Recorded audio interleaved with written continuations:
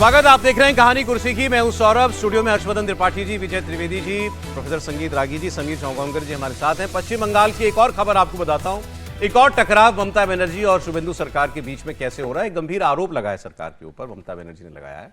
उन्होंने दावा किया है कि ममता बनर्जी उनके घर में नजरबंद है। फोर्स तो बहुत है उनके घर के बाहर, तस्वीरों में दिखाई देता है। सेंट्रल फोर्सेस की तैनाती की गई है। टीएमसी बाकायदा ये सारे वीडियोस पोस्ट कर रही है। एक्चुअल मामला क्या है?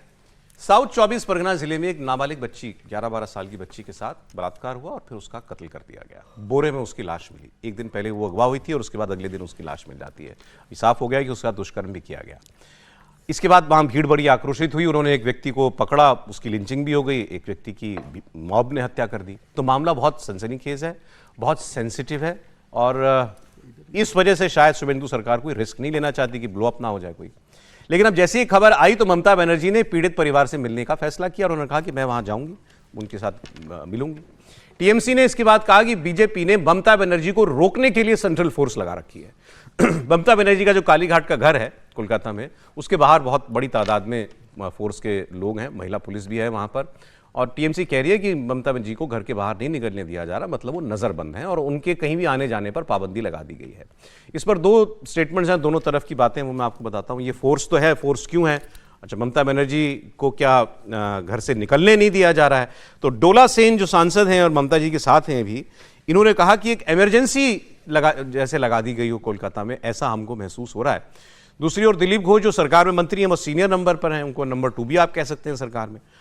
उनका कहना यह है कि अरे भाई, ये तो हमने इनके नेताओं के ऊपर इतने अंडा अटैक हो रहे हैं, हमने उस एग अटैक से बचाने के लिए वहां फोर्स लगाई है। वो तो प्रो पीपल मास लीडर है ही, तो वो सोचे थे कि वो जाएंगे। बारुईपुर में इतना हादसा हुआ, इतना घिनौना हादसा हुआ, तो वो जाने के लिए सोचे थे। बस ये क्या हाउस अरेस्ट करके रखा है? ये क्या नजरबंदी करके दीदी को वो रोक पाएंगे? क्या सोच रहे हैं ये लोग? हमको पता नहीं चल रहा है। हमको आना पड़ा फिर, क्योंकि इतने सारे पुलिस एडमिनिस्ट्रेशन यहाँ पर खड़ा हो गया, ये पता चल के हमको अचानक बेवजह, इसीलिए हमको इधर आना पड़ा। ये क्या हो रहा है? ये जो हो रहा है पुलिस एडमिनिस्ट्रेशन की तरफ से, ये ठीक नहीं है। ये इमरजेंसी नहीं, ये सुपर इमरजेंसी चल रहा है। किसी को छोड़ा नहीं जाएगा, तुरंत कार्रवाई होगा। पुलिस किसी को नहीं छोड़ेगा। जो भी गलत काम करेगा कानून हाथ में लेगा, कानून उसका खिलाफ सख्त कार्रवाई करेगा। और सरकार बदल गया है, ये सबको ध्यान में रखना चाहिए। ममता बनर्जी के घर के बाहर में बहुत सारे सिक्योरिटी फोर्स थे, पुलिस था, सेंट्रल बाहिनी था। उन्होंने कहा कि उनको हाउस अरेस्ट किया गया, बारुईपुर जाने के लिए नहीं गया। तो रास्ता में आके घूमती है, कौन हाउस अरेस्ट करेगा? उनको भी ना अंडा खाना पड़े, इसलिए पुलिस की पोस्टिंग किया गया। देखिए, तो दिलीप घोष कहने वाली बात ऐसी कह रहे हैं। ममता बनर्जी घर के बाहर फोर्स वाकई में तैनात है और ममता बनर्जी को आज जाना था। अगर वो नहीं जाती हैं तो इसका मतलब साफ है कि उनको निकलने का मतलब निकलने नहीं दिया गया, पुलिस ने उनको रोका। इसमें कोई नई बात नहीं है। ऐसे प्रिवेंशन के लिए सरकारें आमतौर पर कहीं कोई ऐसी सेंसिटिव वारदात हो जाती है जहां माहौल खराब होने का अंदेशा होता है तो सरकारें ऐसा करती हैं, नहीं जाने देती नेताओं को। कई जगह ऐसे डेलीगेशंस भेजते हैं पॉलिटिकल पार्टियां, पुलिस रास्ते में रोक लेती है। राहुल गांधी प्रियंका गांधी को यूपी जाते हुए जो है थोड़ी देर डिटेन कर लिया था। संदेश खाली में बीजेपी का जो लीडर ममता बनर्जी ने कई बार नहीं जाने दिया है, खुद भी नहीं जाने दिया। हालांकि इससे क्या हासिल होता है सरकारों को, इस पर आप बहस कर सकते हैं। अभी चली भी जाती ममता बनर्जी तो क्या, लेकिन चूंकि वहां पर अभी मॉब बड़ा गुस्से में है, लोग बहुत गुस्से में है, शायद इसीलिए प्रशासन ने सोचा हो कि उनको नहीं जाने देना। हाँ सर, आप क्या बता रहे थे? ममता बनर्जी भी जब मुख्यमंत्री थी तो ममता बनर्जी कहाँ बीजेपी के डेलीगेशन को जाने देती थी? ममता बनर्जी ने भी तो रोका। आज ममता बनर्जी को लग रहा है कि भाई मुझे नहीं जाने रहे। जब आप मुख्यमंत्री थे आपने कितने पूरे अपने 15 साल में बताइए, ममता बनर्जी ने 50 बार बीजेपी डेलीगेशन को जाने से रोका। तो हर दूसरे दिन सड़क पर उतरेंगी। नहीं तो ठीक है, वो तो भाई ममता बनर्जी चुनाव आ रही है, हिम्मत नहीं हारी है ना। वो तो जनता से बीच लड़ने वाली महिलाएं लड़ेगी। अभी कोई 4 साल चुनाव नहीं, अभी लोकसभा के चुनाव का समय, विधानसभा चुनाव को भी पूरे लगभग 4.5-5 साल का समय है अभी। तो ममता बनर्जी तो अपनी पार्टी को तैयार करेगी। पार्टी हाथ से निकल गई, सब चला गया, तो वो कोशिश तो करेगी। लेकिन अभी इतना संवेदनशील मामला है, ममता बनर्जी जाकर वहां का मामला खराब हो और बिगड़े, वो कोई ऐसा बयान दे दे कि वहां हिंसा हो जाए, तो सरकार की जिम्मेदारी तो है ना कि मामले को हिंसा में न तब्दील दे। बंगाल में भीड़ की हिंसा कई अक्सर हो जाती है। तो ममता बनर्जी तो भड़काएगी, ब्लॉक हो जाते हैं, ममता बनर्जी जाएगी सर तो हिंसा ही करवाएगी। वहां जाकर वो मामले को ठंडा नहीं करेगी, वो ऐसे बयान देगी, लोगों को उत्तेजित करेगी, लोग वहां मारकाट करे, उत्पाद हो, और फिर सरकार का लॉ एंड ऑर्डर जाने देना चाहिए ममता बनर्जी को या घर में उनको रोकना चाहिए? नहीं, एक तो ये कि अभी क्या कोई उन्होंने कुछ पुलिस प्रशासन से अनुमति मांगी है कि वहाँ मुझे जाना है, क्योंकि आमतौर पर जब ऐसा प्रतिनिधिमंडल या ऐसा नेता कोई जाता है तो बाकायदा रिक्वेस्ट करता है कि हमें जाना है, उसका इंतजाम किया जाए, क्योंकि किसी भी संवेदनशील जगह पर, और बहुत हृदय विदारक घटना हुई है, मतलब वो निश्चित तौर पर वो बहुत ही ज़्यादा शुभेंदु अधिकारी के लिए बहुत बड़ी चुनौती है। और ऐसे मामलों में एक तरह से कहें कि शासन का रसूख इकबाल है या नहीं वो भी पता चलता है, मतलब शुभेंदु सरकार कैसे एक्शन लेगी, बंगाल पुलिस इस मामले में क्या करेगी, उससे पता चलेगा। लेकिन जहां तक रही बात कि उनके घर के बाहर फोर्स है, तो अब दिलीप घोष जी को भी थोड़ा ये सब कहने से बचना चाहिए। कई बार ये हास्य विनोद जैसा लगता है कि अंडा अटैक रोकने के लिए है, ये सब जानते हैं कि उनको रोका गया। आपको कहना चाहिए कि भाई संवेदनशील मामला है, कानून व्यवस्था की स्थिति, हम पूरी कार्रवाई कर रहे हैं इसलिए उनको रोक रखा है। ये क्या कहना कि अंडा अटैक से बचाने के लिए हमने रोक रखा है, जब तो पढ़ना होता है तो पढ़ी जा रहा है, तब तो आप कहते हैं कि जनता का गुस्सा है। तो मुझे लगता है कि थोड़ा इस मामले को जरा संवेदनशीलता से शुभेंदु की सरकार को करना चाहिए, बहुत ध्यानपूर्वक, क्योंकि ये मुद्दे कभी कभी बहुत गंभीर हो जाते हैं। बिल्कुल। अच्छा, अगली एक लाइन में जोड़ना चाहता हूँ, ये हम इशू को थोड़ा सा अलग तरीके से देख रहे हैं। इशू ये नहीं है ना कि ममता, खबर के हिसाब से ठीक है कि ममता बनर्जी को रोका जा रहा है, पहले तो इस पर भी चर्चा होनी चाहिए कि ऐसी घटना हो गई, शुभेंदु सरकार क्या कर रही है, एक सवाल ये है।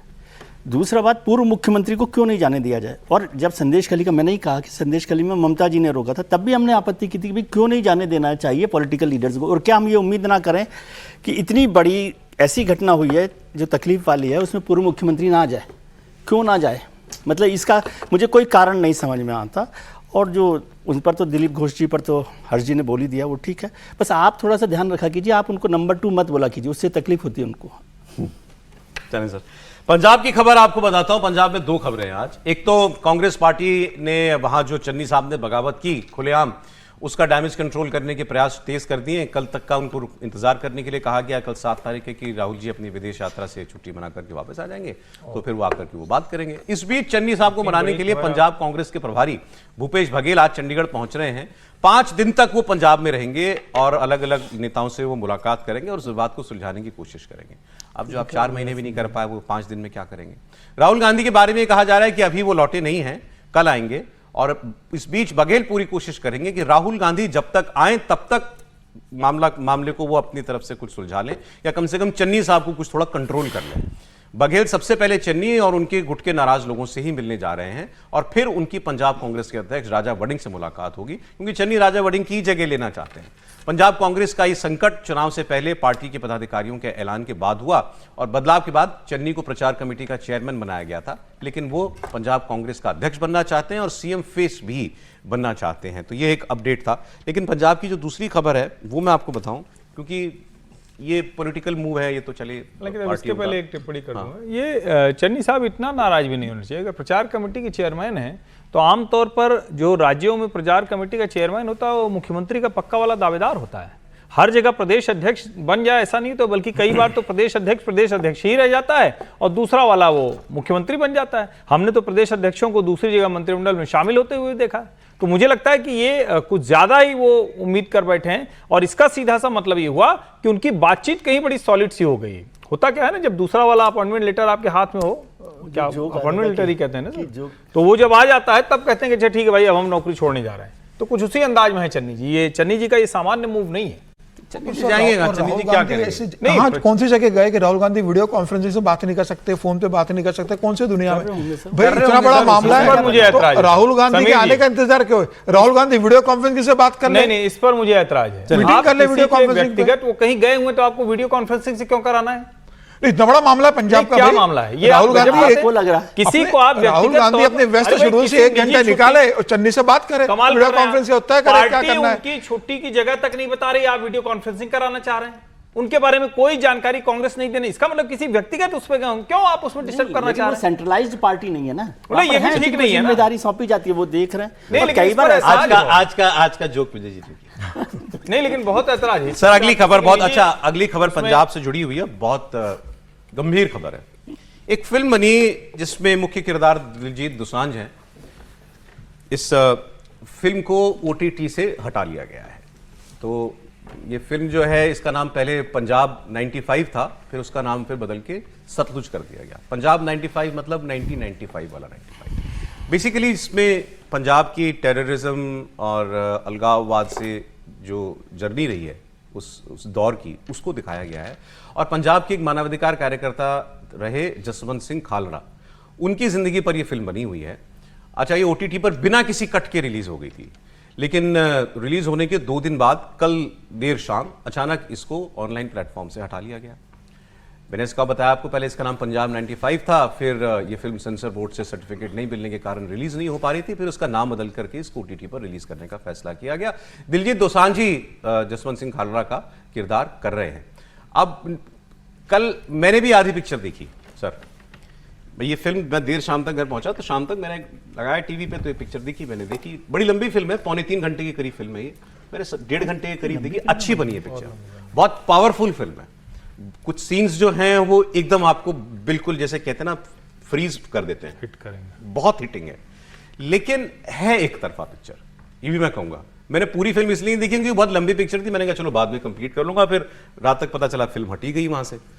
फिल्म की कहानी ये बताती है कि उस दौर में, उस 1.5 दशक के अंदर कितने लोगों को पंजाब पुलिस ने फेक एनकाउंटर में मारा। खालड़ा साहब का जो कैरेक्टर है, इनका कैरेक्टर, ये बैंक के कर्मी थे, और उसके बाद इनको पता चलता है इनके नजदीक में किसी महिला को अबडक्ट कर लिया गया है, ये उसकी खोजबीन में लग जाते हैं। इनको पता लगता है कि साहब उसको तो पुलिस ने मार दिया, तो ये फिर यहां से ये पड़ताल अपनी शुरू करते हैं। ये बैंक कर्मी से ह्यूमन राइट्स एक्टिविस्ट बन जाते हैं। विदेशों में जाकर के भी इन्होंने सारी बातें बताई कि पंजाब में कत्ल आम हो रहा है और पुलिस फेक एनकाउंटर्स कर रही है।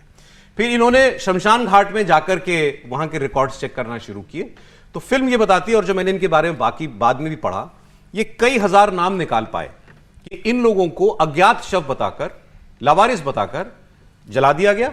लेकिन ये लावारिस नहीं थे, इनके नाम, पते, गांव सब कुछ रजिस्टर में मेंशन था उन शमशान घाटों में। ऐसी इन्होंने बहुत सारी डिटेल निकाली और उन्होंने मांग की कि इस पर एक्शन लिया जाए। एक्शन नहीं हुआ इस फिल्म के अंदर। फिर बाद में ये बताते हैं कि 25,000 ऐसे लोग हैं, इनका दावा था कि कम से कम 25,000 ऐसे लोगों को फेक एनकाउंटर्स में पंजाब में मिलिटेंसी के दौर में मारा गया है।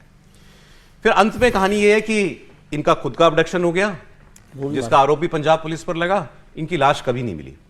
इस नोट पर फिल्म खत्म होती है। अब ये वहां पर एक बड़ा नाम है जसवंत सिंह खालड़ा। प्रॉब्लम फिल्म के साथ सिर्फ यह है कि ये एक पक्ष बता रही है कि पुलिस ने ऐसा किया। बेअंत सिंह उस वक्त चीफ मिनिस्टर थे, जिनकी खुद बॉम्ब ब्लास्ट में हत्या कर दी गई। उनका एक किरदार दिखाया गया है, वैसी दाढ़ी, वैसी आधी जैकेट जैसी वो पहनते थे। केपीएस गिल जो डीजीपी थे, उनका कैरेक्टर दिखाया गया। उनको भी आप देख कर कोई भी कह देगा कि ये केपीएस गिल का कैरेक्टर इसमें दिखाया गया है। उन दोनों लोगों को, चीफ मिनिस्टर और डीजीपी को, बिल्कुल अनअपोलोजेटिक दिखाया गया है कि उनको कोई फर्क नहीं पड़ता कि फेक एनकाउंटर्स हो रहे हैं। वो बस किसी भी तरीके से इस आतंकवाद को कुचलना चाहते थे, फिर उसमें निर्दोष मारे जा रहे थे तो मारे जा रहे थे। एक तरीके से ये दिखाया गया है कि जैसे वो कंडोन कर रहे थे इसको, कि हो रहा है तो होने दो, ऐसा फिल्म के अंदर दिखाया गया है। एक प्रॉब्लम फिल्म के अंदर यह है कि एक सीन जैसे इसमें है कि बेअंत सिंह साहब की कार बॉम्ब ब्लास्ट में हत्या होती है, सुसाइड बॉम्बर आकर के हत्या करता है उनकी।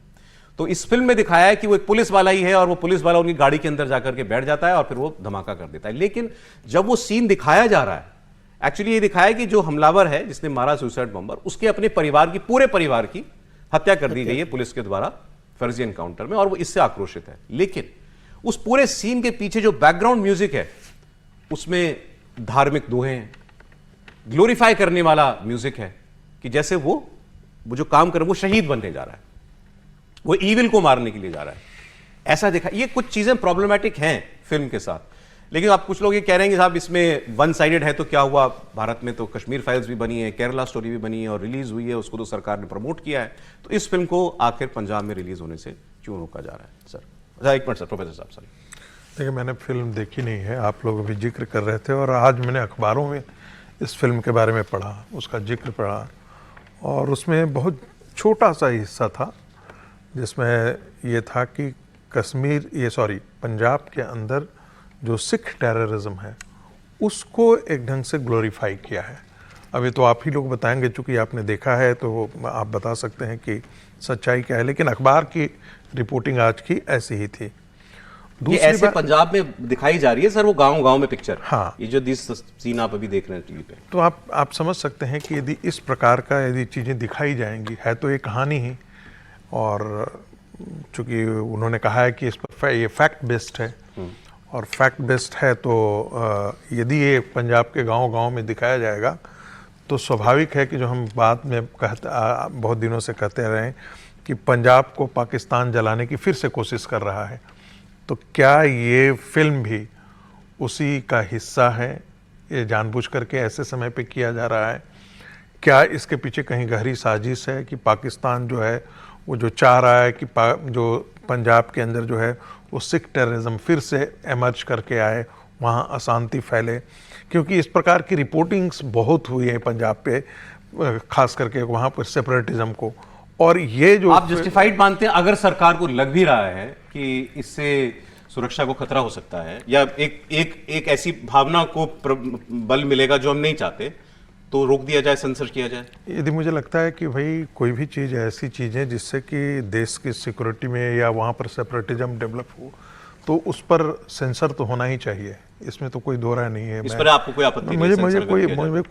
मुझे कोई आपत्ति नहीं है कि इस पर होना चाहिए। दूसरी बात जो महत्वपूर्ण मुद्दा है कि पंजाब का जो टेररिज्म था उस समय, तो हम ये मानते हैं कि भाई केपीएस गिल को लाया ही गया था, जिसे हम कहते हैं बहुत शक्ति, सुपर कॉप कहा गया, सुपर कॉप और बहुत शक्ति, और इसमें कोई दो राय नहीं कि उसमें इनकाउंटर नहीं हुआ होगा। लेकिन ये 25 के 25,000 इनकाउंटर जो है वो सारे फेक इनकाउंटर होंगे। अब इसको तो जस्टिफाई करना बहुत मुश्किल है। और उन्होंने ह्यूमन राइट्स कार्यकर्ता के नाते उन्होंने जब कहा, उनकी ये उनकी अपनी दास्तान है, ये उनका अपना असेसमेंट है।